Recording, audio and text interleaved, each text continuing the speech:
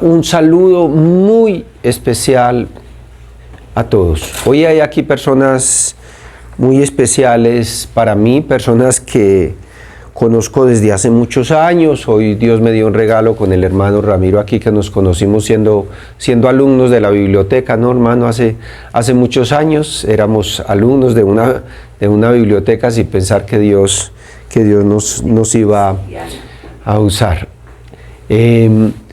De verdad que bienvenidos todos. Se me pierde hasta la cuenta de cuántas denominaciones distintas hay aquí, y esa era la idea, que este fuera un ministerio interdenominacional y que todos seamos edificados con esto. Estamos llamados a ser edificados. Hoy esta disertación va a ser, en este aniversario, como una bisagra. Vamos a cerrar el primer ciclo de disertaciones que empezamos hace 3 meses y vamos a presentar el ciclo 2 de disertaciones. Así que hoy vamos a hacer un cierre y quiero empezar por este versículo que fue nuestro versículo lema: como me envió el Padre, así también yo os envío.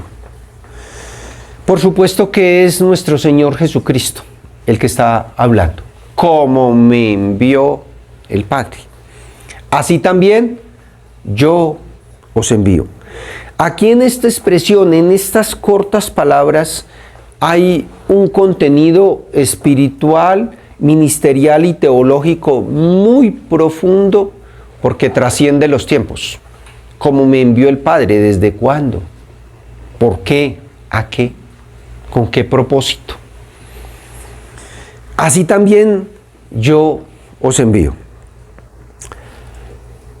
Aquí debajo hay un pequeño párrafo de un hermano al cual le quiero hacer hoy una honra, porque Dios puso en mi corazón empezando este año, leer un artículo muy interesante en una Biblia que salió. Quizá algunos de ustedes conocen al hermano Miguel Núñez, ¿verdad? Es conocido, y sacó una Biblia que la llama Biblia Temática de Estudio, con la versión La Biblia de las Américas, y ahí viene una cantidad de artículos de muchos hermanos que pertenecen a Coalición para el Evangelio, hermanos muy estudiosos, muy preparados, muy buenos hermanos, muy profundos. Y hay un hermano de nombre Javier Domínguez, que inclusive para el momento presente, corrígeme Dani si es cierto, es el director de un seminario teológico en El Salvador, en Centroamérica, de teología muy sana, teología reformada. Llama Javier Domínguez y él escribe un artículo en esa Biblia que llama La misión de la iglesia. Y él hace la siguiente precisión, el siguiente comentario. Este versículo, refiriéndose a esta parte del versículo, es un versículo importante a la hora de explicar la teología bíblica de la misión de la iglesia. Nos ocupamos en todo este ciclo de disertaciones de decir que hoy la iglesia, la que llamamos iglesia local, está en un estado de confusión. Algunos no saben ni para dónde van, plantan iglesias, se dividen iglesias, se subdividen, se vuelven y se dividen, y cada cual planta su iglesia y no sabemos ni para dónde vamos. Pero hay una teología de la misión de la iglesia. ¿Por qué somos iglesia? O sea, ¿por qué nos llamamos iglesia? Entonces dice el hermano Domínguez que es un versículo importante a la hora de explicar la teología bíblica de la misión de la iglesia en la historia redentora, y solo saqué un pequeño párrafo. El tema de la misión de la iglesia es fundamental. Y sobre eso hemos transitado. En esa teología de la misión de la iglesia, la primera disertación que la dio un hermano, le estaba diciendo ahora a mi hermano Ramírez, que sí conocía al hermano Julio Ernesto Martínez. Entonces estábamos viendo la misión de la iglesia en la misión de Dios Padre. ¿Acaso Dios el Padre tuvo una misión?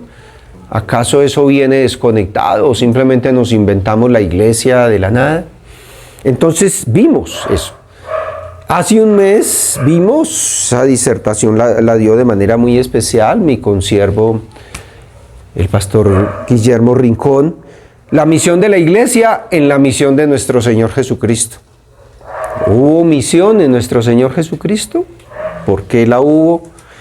Y hoy vamos a complementar esto, como lo dice el versículo. Entonces él dice, como me envió el Padre, así también yo. Aquí vemos, hay una transición. Yo os envío. Una lectura mesurada, con sabiduría y con inteligencia de este versículo, y estoy en Juan, capítulo 20, versículo 21, nos permite observar algunos aspectos. Unos son obvios y otros no son tantos. El contexto de este texto escritural en el Nuevo Testamento nos permite inferir una serie de aspectos muy relevantes que está en nuestra responsabilidad descubrir y describir para nuestra edificación. Entonces, aquí, ¿qué es lo que tenemos? Yo lo he denominado, yo le coloqué a lo contenido en esta parte B del versículo una misión, escuche esto, transicional. Aquí hay una transición. Desde antes de la fundación del mundo, del Padre al Hijo, y del Hijo a sus discípulos, y de ellos a nosotros ahora. Estas palabras se dan en un momento histórico muy especial y muy relevante. Estas palabras se dan en el día que el Dios eterno, el Dios Padre y el Dios Hijo obtuvieron la mayor victoria, que fue en la resurrección de nuestro Señor Jesucristo. Ese mismo día. En mi opinión, esta es la pronunciación más importante de nuestro Señor Jesucristo post-resurrección. Como el Padre me ha enviado, yo os envío ahora. ¿Quién lo está diciendo? El Cristo plenipotenciario. Recordemos, esta porción es el preámbulo a lo que llamaríamos tiempo más adelante la Gran Comisión, que se da 40 días más tarde. Esta se dio el mismo día de la resurrección. Esta narrativa. Él lo cita después a algún monte en la Galilea, y ahí es donde, en el momento que va a ascender, les da la Gran Comisión. Pero aquí tenemos el preámbulo. Pero este preámbulo está lleno de riqueza espiritual y ministerial, porque no viene desconectado. A su vez, esto tiene una conexión muy especial, porque en las 72 horas, por ponerlo así en números cerrados anteriores, nuestro Cristo glorioso, antes de ir al otro día a la cruz, elevó lo que se conoce como la oración sumo sacerdotal. Y eso lo vamos a estar viendo. Y ahí hay algo de esto también. Entonces esto tiene una conexión muy especial, y agradezco si tenemos otro cuadrito por ahí que me pudiera ayudar. Entonces yo la llamo una misión transicional. Gracias, hijita Mar.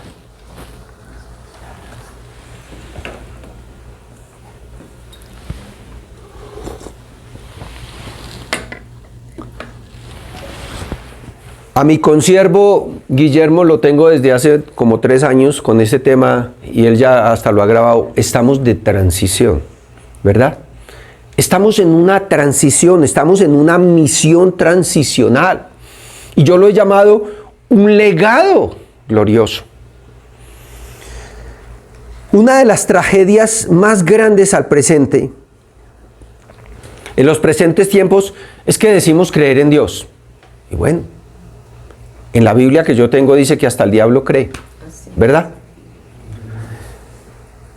Más aún, sostenemos que todo lo hacemos en su nombre y para su gloria, ¿no? Decimos para agregar, para que nos quede todavía más elegante, más bonito.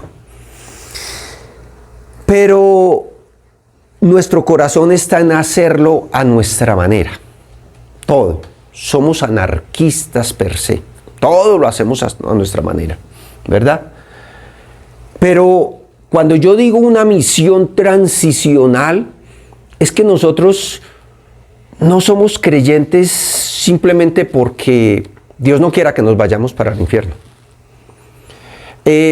Porque Dios no quiere que seamos menos malitos y un poquito más buenitos. No, hay una misión que fue diseñada desde antes de la fundación del mundo. Y lo que el cristianismo de estos días tiene que entender, y los que ya llevamos una carrera y podría decirse, mire que lo digo con mucho temor, que hemos crecido y madurado, aunque no necesariamente que uno tenga muchos años y que lleve mucho en el cristianismo no quiere decir que haya madurado, por eso lo digo.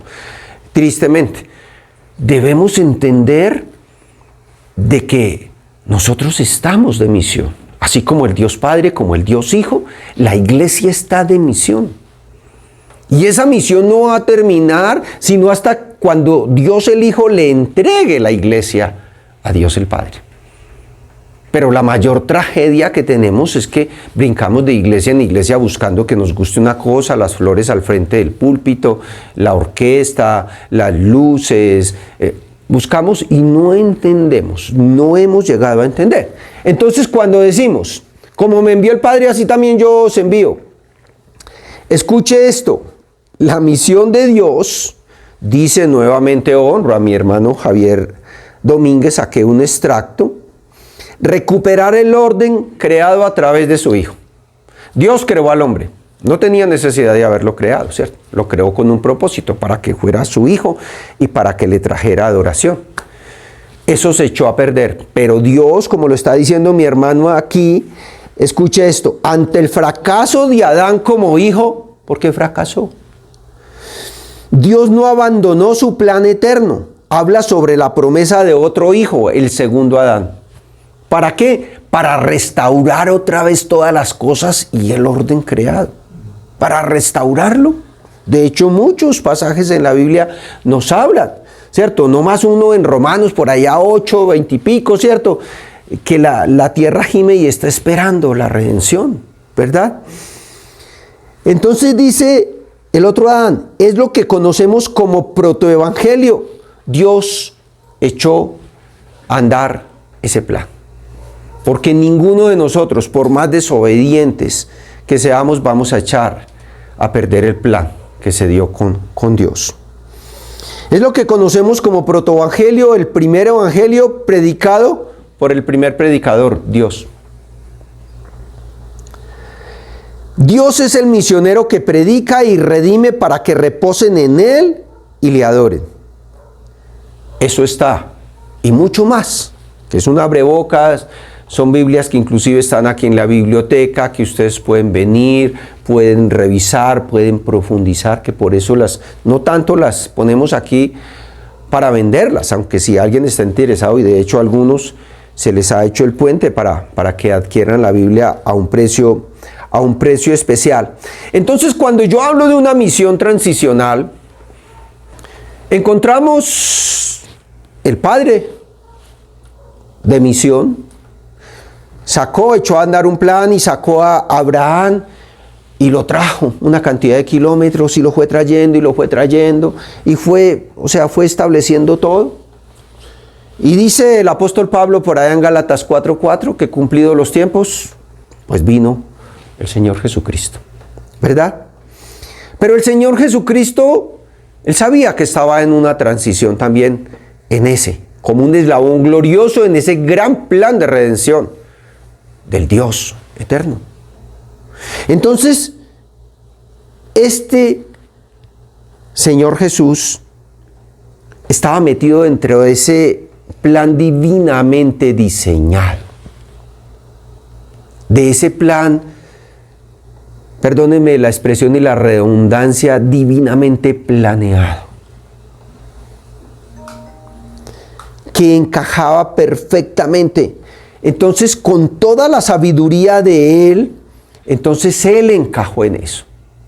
Nosotros encontramos al Señor Jesús diciendo una y otra vez, no vine a decir lo que yo quiero decir, sino las palabras, y la vamos a ver ahorita más adelante en la oración sumo sacerdotal. Las palabras que me diste yo les he dado.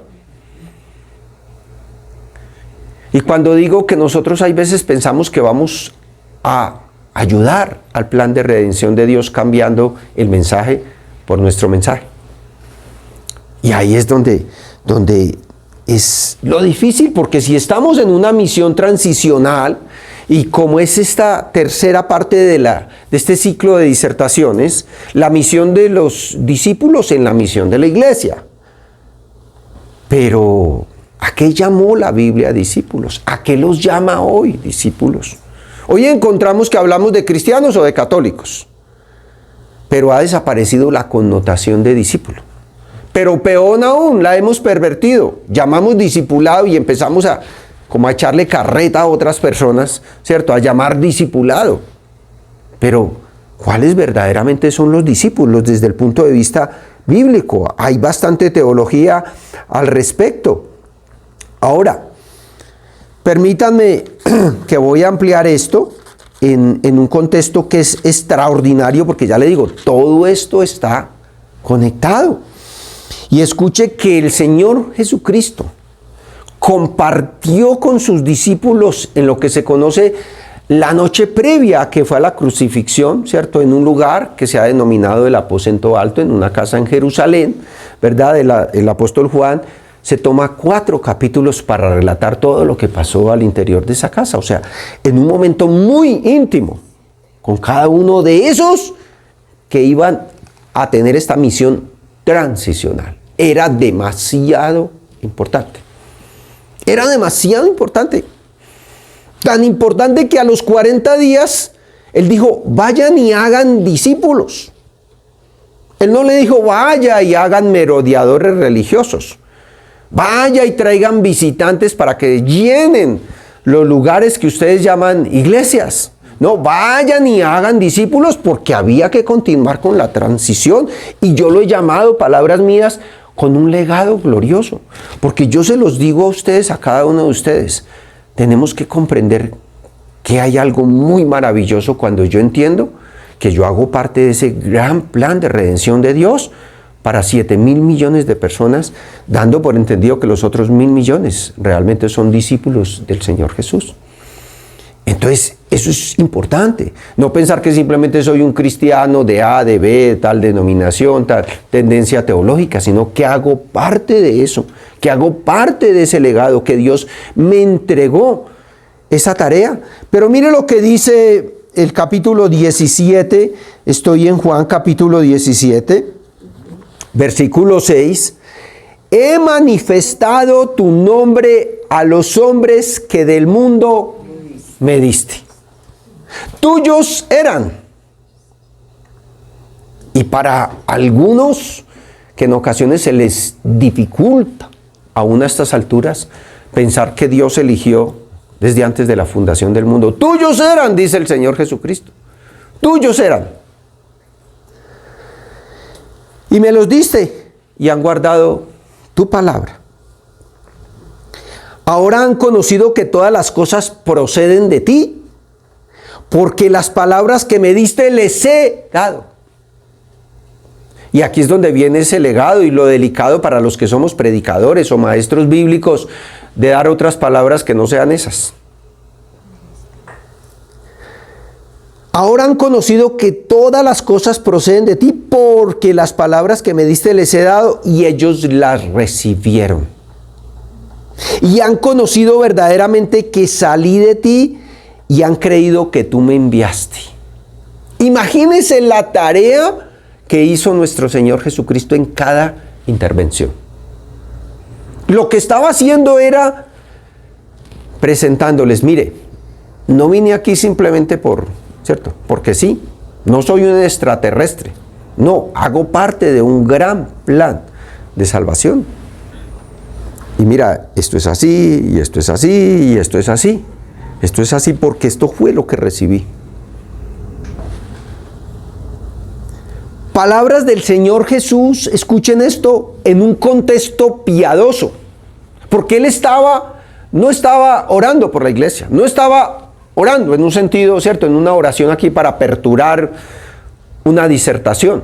Estaba orando con su Padre, en una comunión extraordinaria que Él solía tener. En un contexto piadoso, de una oración centrada, de una oración sentida en un momento emocional extremo, porque se había llegado la hora. Pero en un momento histórico crítico, porque aquí venimos, Él va a ir a la cruz, ¿verdad? Va a morir. ¿Y qué es lo crítico de esto? Lo crítico de esto, como nos pasa a muchos que somos líderes y que tenemos que delegar. Mientras Él estaba en el mundo, Él hacía, o sea, el príncipe de los predicadores, un maestro que enseñaba con autoridad, un rabí que se sentaba. Pero ahorita va a delegar esto, que es un legado. Entonces es un momento crítico. Tan crítico, ya es inferencia mía del texto, es que después de resucitar, porque no ascendió de una vez, ya había cumplido la tarea. Pero duró unos 40 días extras en un curso reintensivo con esos discípulos. Otra vez, venga, vamos a hacer un repasito, ¿cierto? El examen extra, ¿verdad? Un repasito. En un momento crítico. ¿Qué destacamos? Que de lo más profundo del corazón de este ser salen palabras que comunican que Él era absolutamente consciente del planeamiento de todas estas cosas. Pues Él había estado en la mesa, en una junta directiva, con el Dios Trino planeando todo esto. Él era consciente que esto había que llevarlo a cabo. ¿Y cuál es la tragedia de la iglesia? Que hoy queremos hacer las cosas a la manera y nos parece como más interesante hacerlas así, más relevantes, ¿cierto? Cambiarle las palabras, cambiarle... Y aquí Él era absolutamente, así se las hizo saber a un grupo especial de seres que para su momento iban a ser sus discípulos de confianza. De hecho, hizo una selección en la última noche, ¿verdad? Este no va. Este no. Hizo una selección. Y tenemos, el libro de los Hechos nos muestra gloriosamente que Él no se equivocó. Estos otros discípulos tomaron su cruz, dejaron todo, padre, madre, hijos y todo, tomaron su cruz y siguieron este legado. Porque si no, no se hubiera plantado el cristianismo del primer siglo contra el imperio, contra la burocracia religiosa de su entonces, el Sanedrín en pleno, con todos los poderes, ¿verdad? No se hubiera plantado, pero hizo un buen trabajo. ¿Esto qué implica? Si yo sé algo como esto, si estoy consciente de manera cierta que este es en plan, que es superior a todos, entonces me implico en Él, me involucro en Él y planifico sabiamente tal como lo hizo el Señor Jesús. Cada plan era bien pensado. Más aún era en oración, cuando fue a hacer una selección, porque Él a las personas que fue seleccionando las llamó primero para salvación. Después las llamó para que estuvieran con Él. Y luego a un grupo especial los llamó para que fueran sus apóstoles, los enviados. Y eso lo hizo en oración, ¿verdad? Y eso que era Dios. Entonces, Él planeó sabiamente todo esto. Pero aún así sabía que estaba tratando con seres humanos, con seres falibles. Pedro, un Tomás, solo por mencionar a un par. Pero entonces aquí, ¿qué estamos diciendo que hay en esto? Escuche esto. Una planeación sabia. Yo lo he llamado, puse 3 parámetros para esta misión transicional. Un diseño celestial como el Padre me ha enviado. Él no vino simplemente a improvisar. Y por eso es que hoy ninguna persona que haya recibido de Dios este legado tiene que improvisar, porque ya lo tenemos todo aquí. No estamos improvisando. Si estamos improvisando es porque nos salimos del plan. Porque hay todos los fundamentos para no improvisar. Pero aparte de un diseño celestial, escuche esto, hay una planeación sabia. Vamos a ponerlo Él era el ejecutivo para preparar a esos discípulos, sus discípulos. Él fue, en palabras modernas, hoy el CEO que preparó a todos este grupo de seres, aunque eran pescadores, aunque no tenían letras, aunque no tenían ninguna preparación, igual de emocionales a nosotros, igual de incrédulos a nosotros, pero Él se tomó el tiempo de planearlo, de hacerlo. Entonces, una planeación sabia. Así yo también recibe en esa transición misional, recibe ese legado glorioso.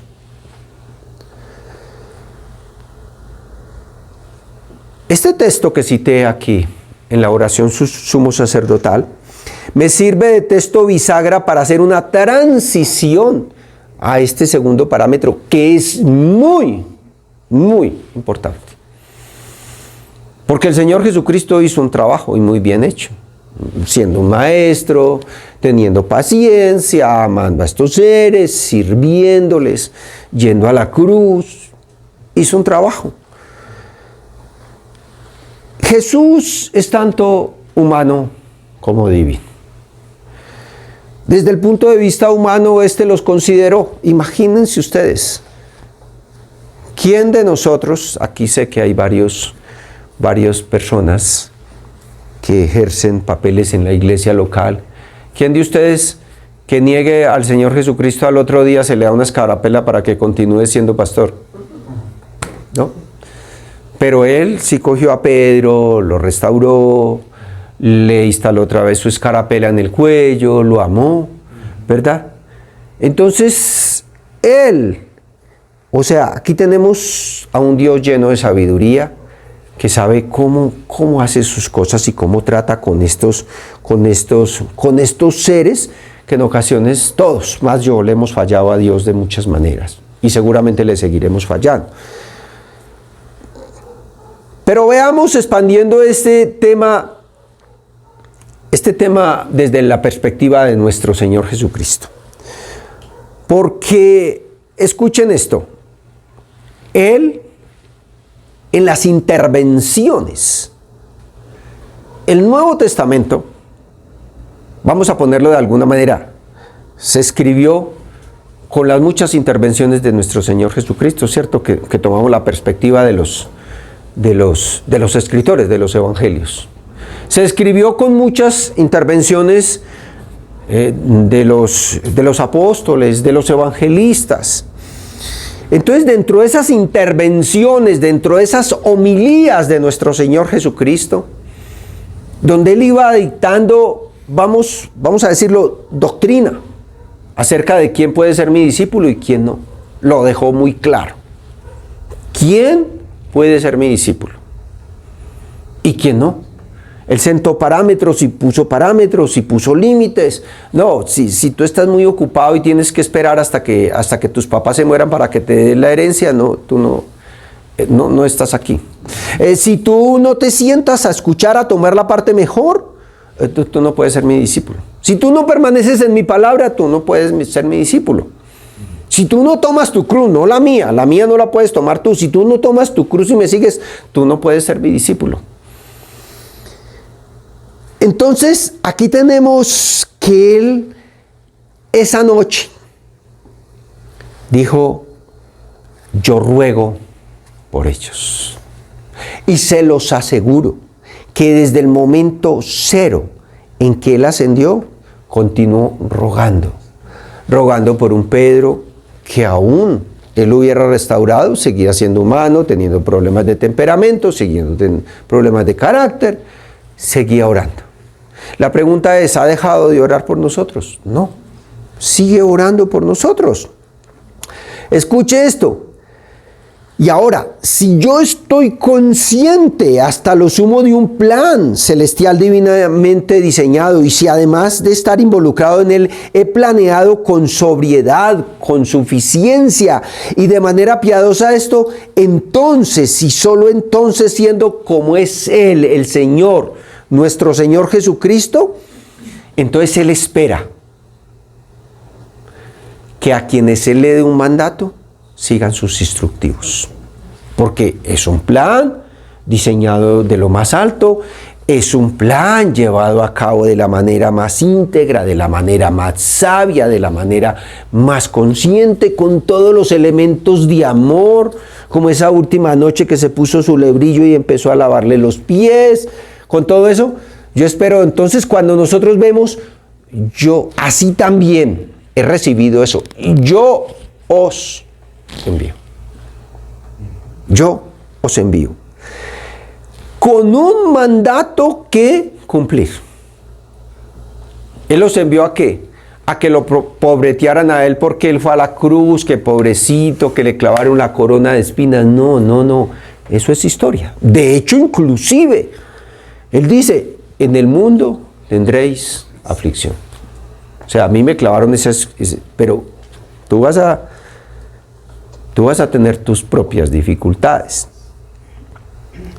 ¿Quién envía y a quiénes envía? Parece una pregunta capciosa, ¿cierto? Pero esto es importante, no solamente por la respuesta corta y obvia que hay ahí, sino, ¿quién es el Señor Jesús?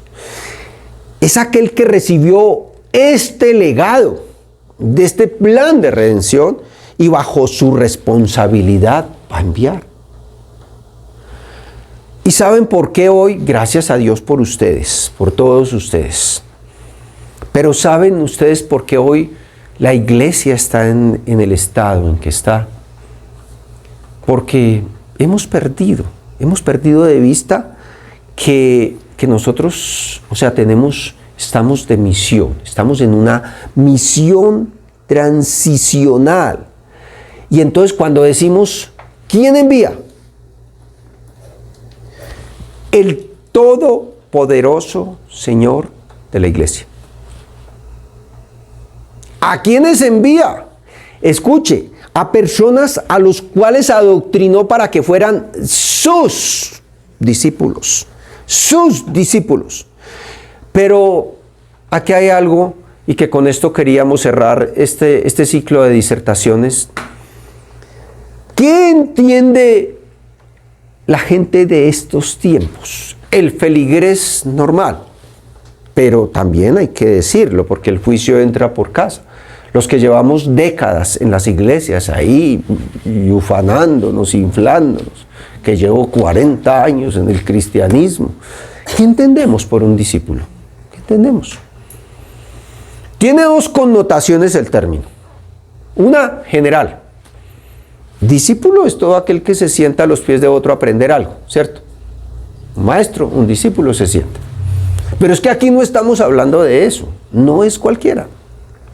Y desde el Antiguo Testamento se nos sienta doctrina acerca de esto. Era tan importante porque para mostrar esto, una misión transicional, un evento.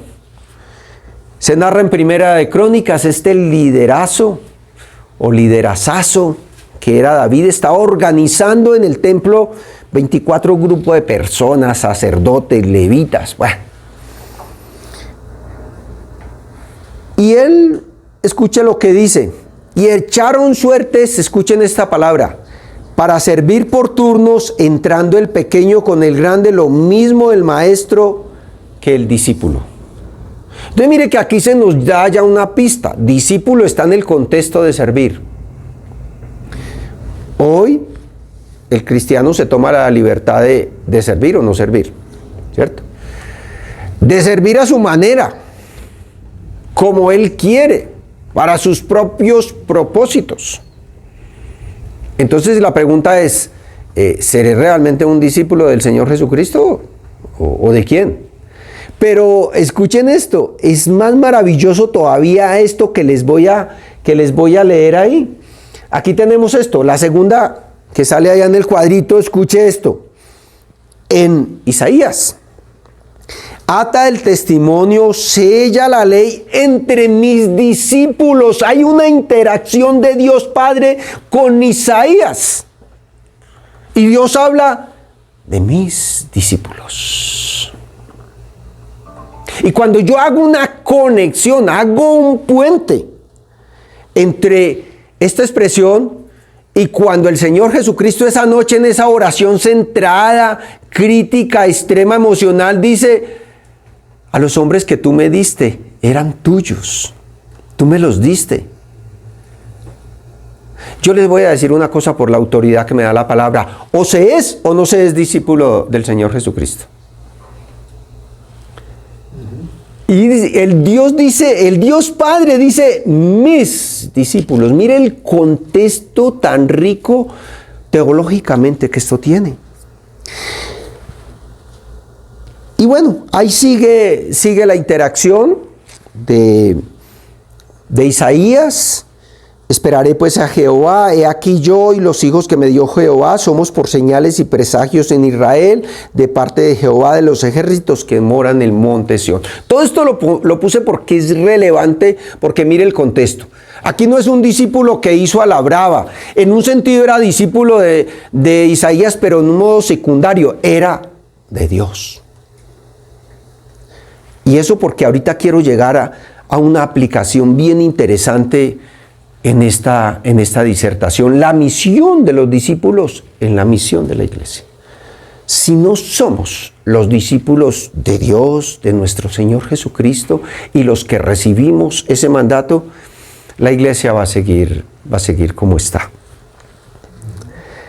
Pero tomé nomás 3, y ahorita llegamos, la primera vez que aparece esta palabra discípulo en el Nuevo Testamento es en la boca de quien los está enviando ahora, de quien recibió el legado.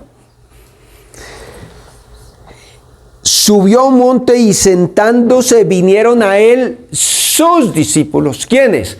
Los que había recibido del Padre. Y aquí quiero decir con respeto, no quiero molestar ni lastimar a nadie, ese no es el propósito aquí. Escuche esto. Observemos que aquí Jesús toma la posición de un rabí. En su entonces era así, entraban en las sinagogas y se sentaban, no estaban como ahora parados. Un maestro que se sentaba a enseñar como hacían los maestros judíos de su entonces. Y aquí la conexión con Primera de Crónicas 25:8, que dice el maestro con su discípulo. Pero segundo y no menos importante, vinieron a él sus discípulos. Qué importante él no los correteó. Así como cuando uno sale con un mundo de maicitos correteando las gallinas para que vengan y reunirlas ahí.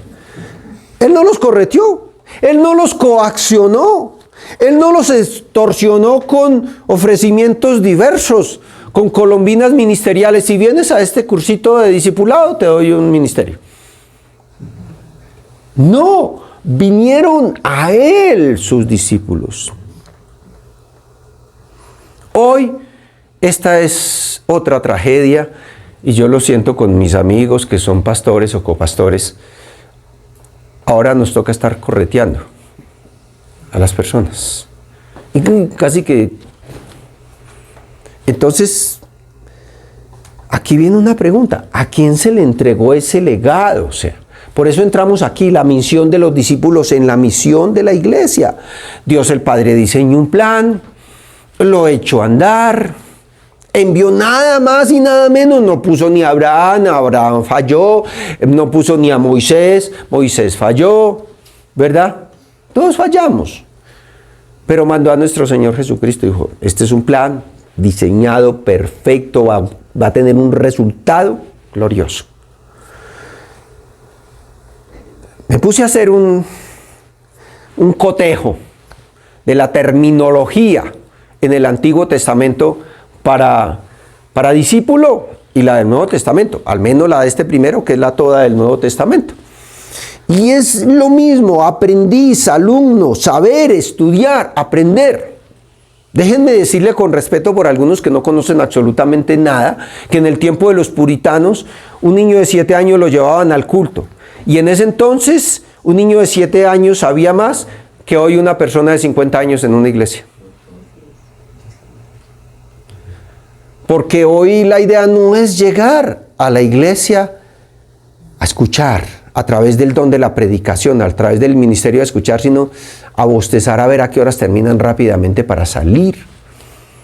Las iglesias locales estamos llenas de religiosos. Cuando es el pastor de aquí bregando a que todo cuadre, para que cuadre, el otro allá para que todo cuadre, criticando al pastor, que la corbata la tiene torcida, que la camisa no le combina, ¿verdad? Pero no vamos a aprender realmente.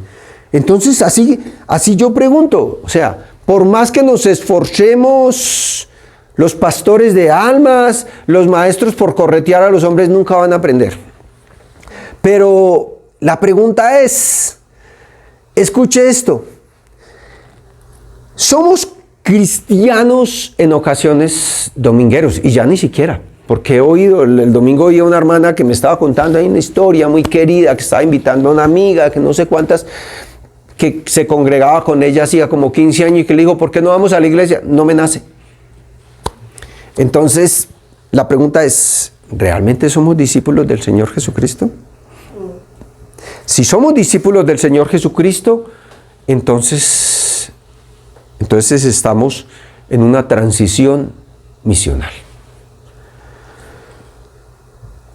Escuche, hay algo que traje, porque no quiero ser muy denso y muy extenso esta noche, de una porción que repetimos, que esa es otra tragedia. Repetimos y montamos un versículo sobre otro como si nos pagaran, fuéramos unas máquinas, así como esos locutores que... política... No. Montamos un versículo sobre el otro y perdemos la esencia de lo que dice ese versículo. No nos detenemos a reflexionar. Di medio versículo nomás. No tienes necesidad de impresionar a nadie con los 31.173 versículos. No. Pero escuchen algo que pasó. Y que para mí esta es la mayor doctrina, y qué vergüenza con los hombres, que sé que aquí estamos bastantes. Las damas saben cómo el aprecio que yo tengo por ellas y cómo las valoro en todas las áreas, aún ministerialmente.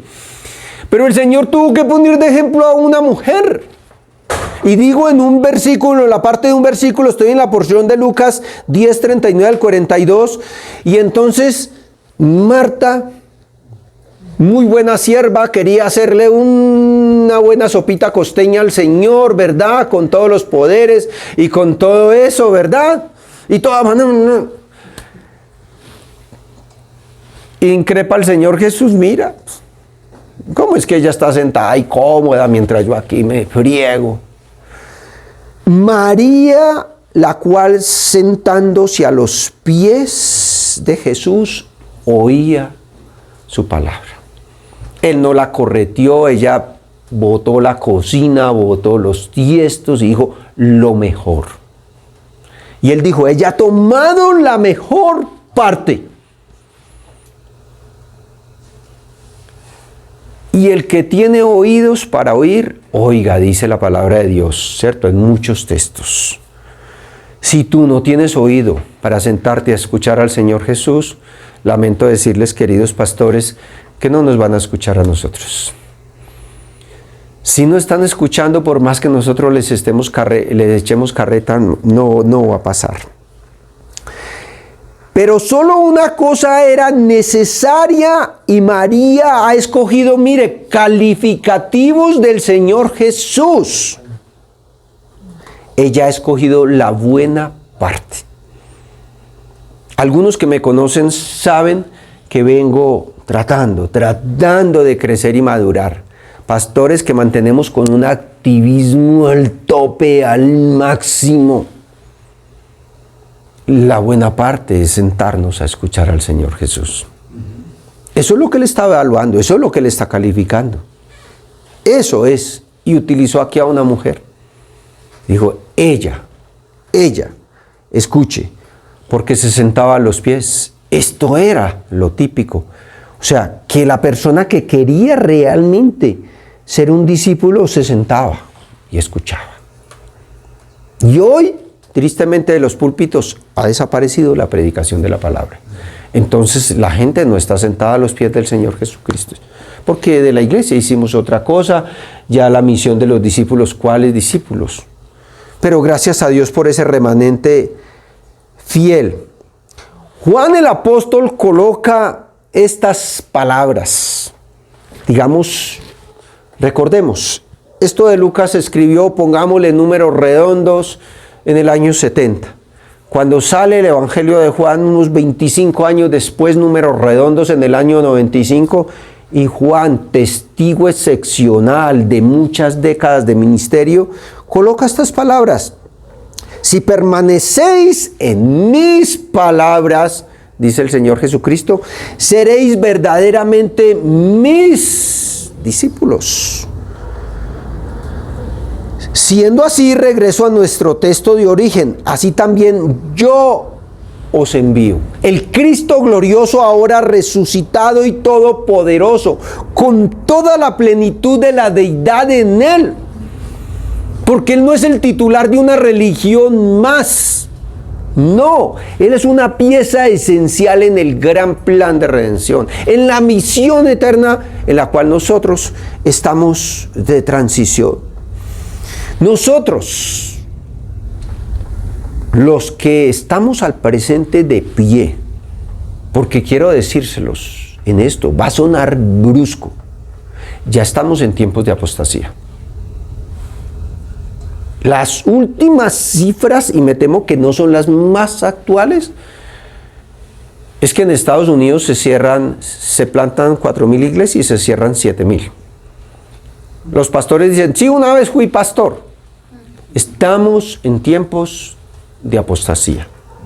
Entonces, los que estamos en pie, entendamos que somos discípulos de las siguientes generaciones. El Señor Jesucristo, con todos los poderes, dijo, id y haced discípulos a todas las naciones, enseñándoles que guarden todo lo que yo les he dicho. Todo. O sea, todo el plan divinamente inspirado. Esos tenemos que ser los creyentes de estos tiempos y los de las siguientes generaciones. La pregunta es, si los que estamos de pie en el ministerio, eso es lo que estamos ocupados haciendo. Eso es lo que estamos preparando a las personas para que sigan haciendo, así como lo hizo el Señor Jesucristo, que lo hizo perfectamente. Muy bien, una aplicación, mis hermanos, al ir cerrando esta intervención. Impliquémonos en ser los discípulos de Dios Padre, ahí se les mostré por Isaías, de Dios Hijo.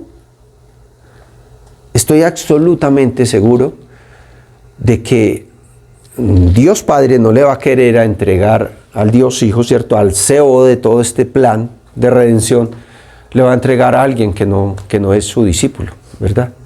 Aquí está. Los discípulos de Dios Padre, de Dios Hijo, y así nos haremos conscientes de ser partícipes de este legado glorioso en una transmisión generacional. De un plan superior, divinamente dotado con la más alta y sublime gracia. Recuperemos el plan original. Planeemos sabiamente. Y para esto quiero que nos motivemos con unas palabras no mías, no de hombre alguno, sino del Dios plenipotenciario. El gran Dios y Salvador nuestro Señor Jesucristo, como lo describió el apóstol Pablo en Tito a nuestro Señor Jesucristo, porque eso es. El que a vosotros oye, dentro de esta preparación del Señor Jesucristo a sus discípulos, el que a vosotros oye, a mí me oye. Imagínense en el nivel que lo pone. Y al que a vosotros desecha, a mí me desecha. Y el que a mí me desecha, desecha al que me vio. Otra vez les muestro que hay transición. Cuando yo voy a llevar ese mensaje, voy en representación del Dios plenipotenciario. Si a mí me rechazan, si rechazan ese mensaje, pero ¿cómo voy a saber si lo rechazan o no rechazan si ni siquiera lo entrego? Y no lo llevo porque no soy su discípulo, porque simplemente soy un curioso de la religión cristiana, un curioso de la misión cristiana. Estas palabras en Lucas capítulo 10, versículo 16, escuchen, que son muy importantes porque los que somos maestros de la Biblia acá sabemos que el contexto es muy importante. Están dentro de un contexto misional. El cómo se o en esta planeación, de este plan de redención, es en una ocasión el que mandó 70, de 2 en 2. Y les dio instrucciones. Yo leía esto y dijo, la conferencia misionera perfecta. Unos instructivos extraordinarios. Y ahí les dijo, mire, el que los oye a ustedes, a mí me oye. El que a vosotros desecha, a mí me desecha. Y el que me desecha a mí, desecha al que me envió, porque yo no vine a plantar yo no vine como un Buda más. No, yo vine desde el cielo, ¿verdad? Entonces esto está bien planeado, esto está bien craneado. Y ahorita nos toca a nosotros, en este relevo que tenemos, entonces, ser lo suficientemente conscientes. Yo le suplico al Santo Espíritu de Dios que ilumine estas palabras, que no son mías. O sea, son las palabras de un Dios que por amor ideó este plan. Mereceríamos el infierno todos. Mereceríamos no tener absolutamente este plan de redención, pero lo tenemos. Dios el Padre no falló en echar a rodar un plan de salvación. Dios el Hijo no falló. Los discípulos originales de nuestro Señor Jesucristo, así imperfectos y todo, lo dieron todo. Murieron trágicamente, tomaron su cruz, hicieron todo lo posible, ¿verdad? El libro de los Hechos da testimonio de todo esto. La pregunta es, ¿le vamos a fallar? Y cierro con esto, mis hermanos. Hace cerca de 100 años, para ser más precisos, en 1927, nació en los Estados Unidos un hombre de nombre Jim Elliot. Siendo muy jovencito, 22 años, se fue con otro grupo de 4 hermanos para las selvas del Ecuador, donde les Guaroni, bueno, tienen otros nombres, con la idea de ser ese discípulo, con la convicción de que él tenía un legado glorioso en esa misión transicional. Y él hizo todo lo que estaba a su alcance para entregar ese mensaje. Con esos otros 4 compañeros se trasladaron con sus esposas, con niños muy bebecitos.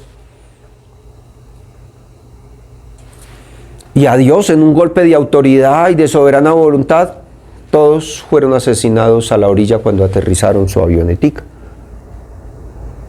Pero como los planes de Dios no fallan, las viudas, especialmente la viuda del hermano Jim Elliot, Elizabeth, fue allá y continuó con ese legado. Yo pregunto, ¿ese sería un verdadero discípulo del Señor Jesucristo?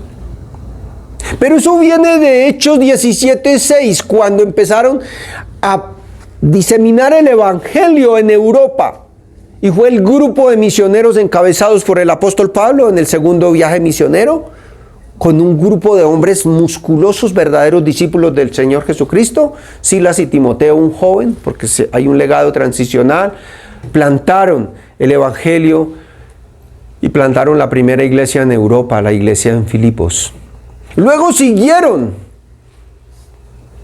para Tesalónica y plantaron una iglesia. Y la persecución estaba, porque cuando tú haces las cosas bien, ahí viene la oposición. Y quedó registrado en Hechos 17:6. Acusaron a un hombre que prestó su casa para que hicieran una disertación como esta del Evangelio. Dijo, esos que perturban el mundo han llegado aquí. Hoy nosotros no perturbamos a nadie, vamos muy cómodos, ¿verdad? Yo respeto tu religión, tú eres budista, tú eres musulmán, yo te respeto, yo te respeto, no perturbamos a nadie, porque nosotros no estamos perturbados. O sea, entonces, esos sí eran verdaderos discípulos. La iglesia modelo del Nuevo Testamento es la iglesia plantada en Tesalónica, donde salieron evangelistas, donde estos fueron verdaderos discípulos de nuestro Señor Jesucristo. Inclinemos nuestro rostro y vamos a orar. Padre glorioso, Señor, yo quiero regresar, Señor, a la senda antigua y revisarme y contrastarme. Y si tu Santo Espíritu me das convicción, quebrantarme si soy el discípulo a los pies de Jesús que toma la buena parte, Señor. Perdona a tu iglesia, Señor. Perdónanos a nosotros, los pastores de alma, los líderes de iglesia, los maestros bíblicos, que hemos equivocado el camino, llamando discipulado lo que no es. Si una persona no ha nacido de nuevo, ¿qué discipulado? Si no es discipulado de Dios el Padre y de Dios el Hijo, ¿cómo lo pretendo hacer un discípulo mío, Señor? Perdónanos, Señor. Ayúdanos, Padre de la Gloria, a entender, estamos en los últimos tiempos. Tú podrías llegar en este mismo momento, Señor amado, pero si nos das, Señor, otros días más, Dios del cielo, Señor, ayúdanos a entender que la misión de los discípulos es demasiado importante en la misión de la iglesia, porque ese fue tu diseño, porque así te plació, Señor. Gracias por todas estas personas que están acá. Perdóname las palabras que pronuncié que no fueron adecuadas, Padre Santo, que no provinieron de ti, Señor, pero las que sí, Padre Santo. Dios Espíritu Santo, ilumínalos en lo profundo de cada uno de sus corazones, te lo pido, en el nombre glorioso de nuestro Señor Jesucristo.